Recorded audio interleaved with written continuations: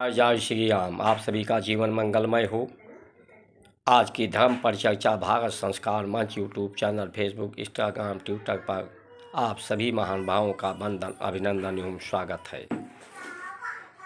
आज की इस धर्म चर्चा में सम्मिलित होकर के भारत संस्कार मंच को सब्सक्राइब, लाइक, शेयर, फॉलो करके सहयोग भारत की संस्कार, संस्कृति, सनातन धर्म का आप सभी महानुभाव करने की कृपा करें, जिसके फलस्वरूप ऋषियों, मनीषियों, परमात्मा का आशीर्वाद, वरदान, कृपा आपको प्राप्त हो।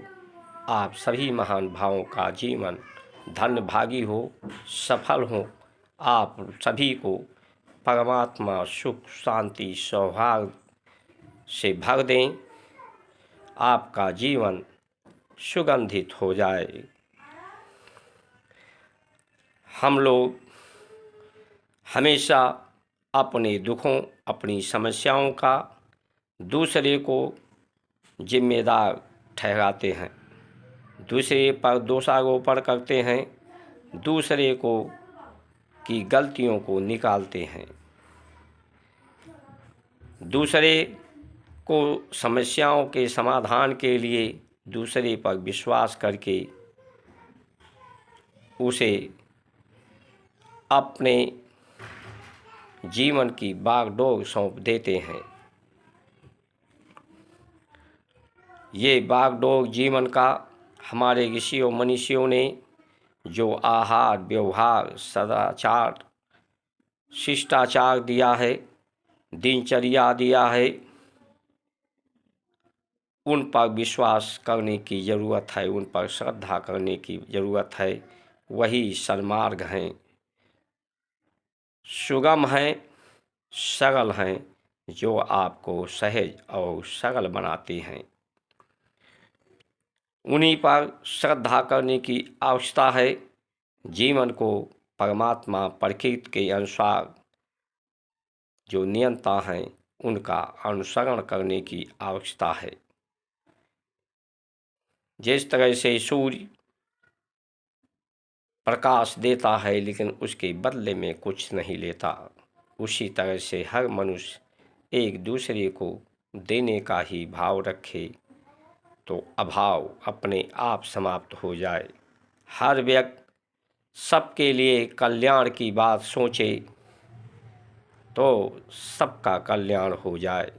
हर व्यक्ति दूसरे के साथ न्याय करने की बात करे तो सबके साथ न्याय हो जाए। तो सबसे पहले हर व्यक्ति जो दूसरों को देश देता है, दोष इंद्रियों की है। जो ये संसार, सृष्टि समस्याओं का सागर है, परमात्मा ने ही इसे बनाया है अपनी महानता की सार्थकता की सिद्ध करने के लिए, सत्य परिणाम के लिए, सत्य परीक्षा के लिए। क्योंकि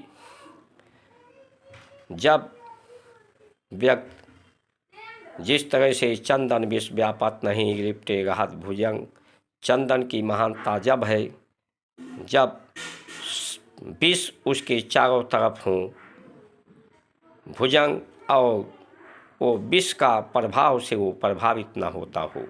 इसी तरह से परमात्मा ने इस संसार दुख रूपी सागर को अपनी महानता, सार्थकता को सिद्ध करने के लिए ही इसका निर्माण किया है कि ये दुख का सागर हो। लेकिन परमात्मा की सार्थकता तभी है जब इस दुख के सागर में भी दुख का अनुभव न हो। कर्म यहाँ हो, सूर्य के द्वारा भी कर्म हो रहा है, लेकिन सूर्य को कर्मों का अपने अनुभव नहीं है, इसलिए उसे दुख सुख नहीं है, नित्य निरंतर है। कर्म पूरे ब्रह्मांड में हो रहा है, स्वतः हो रहा है, जड़ जंगम में हो रहा है, लेकिन चेतना का शून्यता होने के कारण उन्हें चित्त, मन, बुद्धि, इंद्रियां उनके पास न होने के कारण उन्हें किसी भी कर्म और उसके प्रभाव से वो प्रभावित नहीं होते। इस तरह से आपका आहार व्यवहार सही हो जाएगा ऋषियों के अनुसार, तो आप सद्विचार, सत्कर्म, शुभ कर्म वाले हो जाएंगे।